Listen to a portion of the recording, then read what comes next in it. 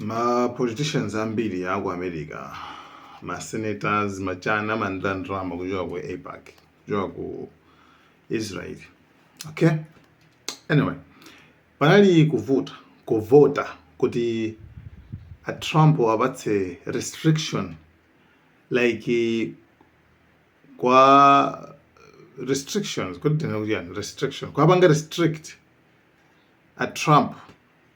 I don't know, amene mutha kuyika nchichewa amene mungadziwe kuti kumpanga munthu restrict kumpana ichi kuti whenever akafuna kupanga strike, akafuna kuphulitsa Iran kama na kuphulitsa maiko akuti azifunsa kaye kufunsa ku Congress, Parliament bwinobwino azilenge chilolezo akafuna kupanga strike.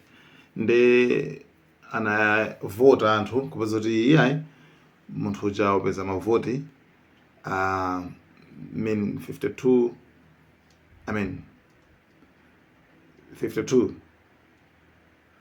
ndekuti amene atsutsana nazo 47 kungotsapa ng'ono so amene kuoneza kuti debate inalipo kuti Trump athawupitiliza kumapanga ataki popanda restrictions, popanda kutenga chilolezo kama nazikutenga chilolezo. Poyamba penepene anamubana atapanga zake zija timu yayambirira imeneja 2020 koma this time zaoneka zoti asatana ndalama satana yakula mphamvu kwambiri, so avotera anthu ambiri kungosiyana pang'ono chabe 52 avotera kuona zoti yayi Trump atamapangabe strike Iran popanda kupanga consult kapena kufusa kutenga chilolezo kuchoka ku Congress kupanga malamulo. So ndi nkhani yokhuzana ndimene ikuoneka around nkhani ine ndimafuna tikambirane nkhani yokhuzana ndi chifukwa chani Saudi Arabia ikuletsa America kuti isapange blockade, isatsekere ma Iranians kama na mabota amene akagula mafuta ku madoko a Iran. Nkhani yake ndiokhuzana ndi munyanja tsopano yayikulu kumene tinakamba za doko malo inaso ochita kuti Bab el Mandeb. Malo amene ondo kuti kwina kuti Mahouthis kwina ku Djibouti.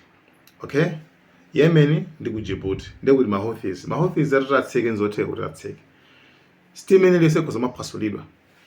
So ma Saudis ali ndi opportunity yonena kuti paja anagwisa ntchito mapaipi uku koma be still malo amene wawa kumagwebe ntchito koma zilati Mahouthis ayambe zake so ndikuti atsekaso, so panic ibwera ndithu kwambiri.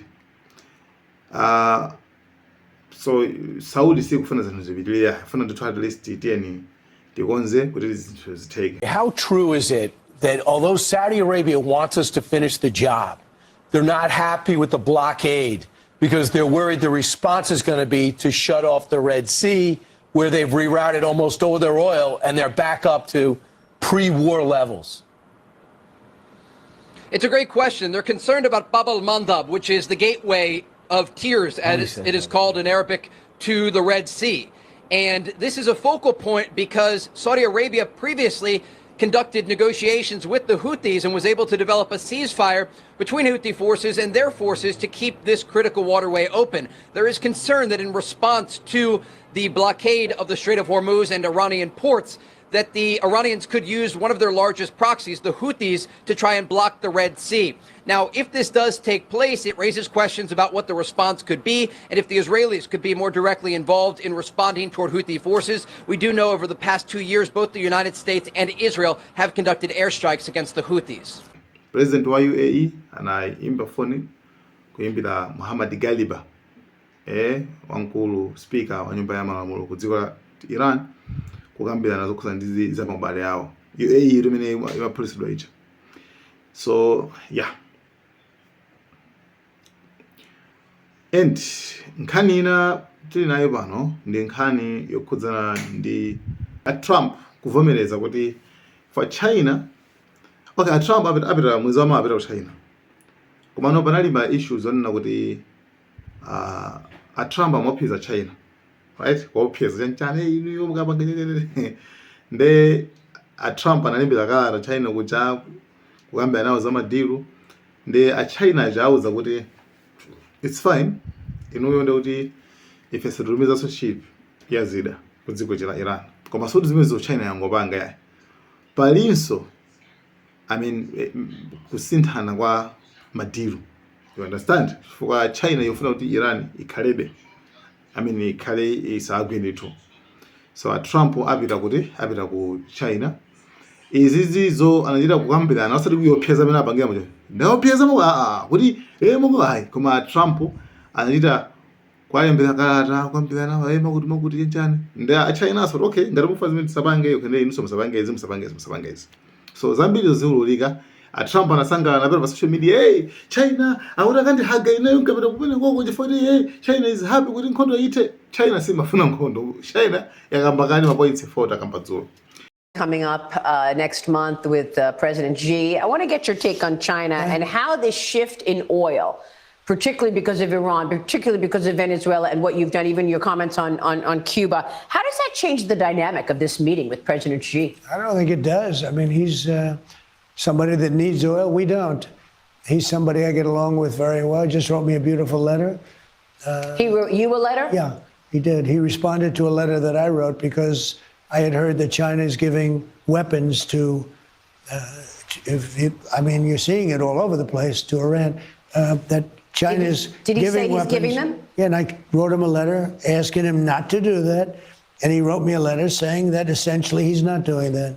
So, but Trump ndi munthu mmodzi amene amafuna kutamika pagulu panthu azimuonera iyeyo basi. So yeah, that's it.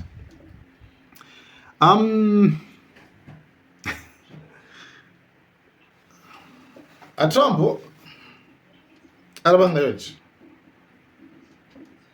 munthu wapanga chonchi ndi nkumawopseza North Korea. Body language inu mukuona kuti ndi Iran ndifanya nuclear ndofunika pena pake. Nuclear siyofunika, sipafunika kuti anthu dziko lapansi pakha nuclear yayi, zikuona zonse ziwonongedwe, koma tili mu dziko limene chikhulupiriro kulibe, sitikhulupirirana aliyense angopanga zake. So yeah, nuclear ndio ngofunika kuti basi munthu ungokhala nayo just in case. North Korea, a Trump adikophiza North Korea kuyophiza ndithu, koma no mophizo wakeyo ndosekeza kuti umamene akulu muri confidence koma ino. North Korea best not make any more threats to the United States. They will be met with fire and fury like the world has never seen. He has been very threatening beyond a normal statement. And as I said, they will be met with fire, fury, and frankly power, the likes of which this world has never seen before. Inyo mukukhulupirira zimwe mukankhula zi ala North Korea ali mzakumana ndi jeni, mzakumana ndi mkwiyo, mzakumana ndi force. A Trump ndithu basi anyway nkhani ndithu ndi imene ndithu a Trump akuyankhula. So tikamene tikona kamango kuti tisanagone. Guys, thank you so much. Malawi cameras, good night.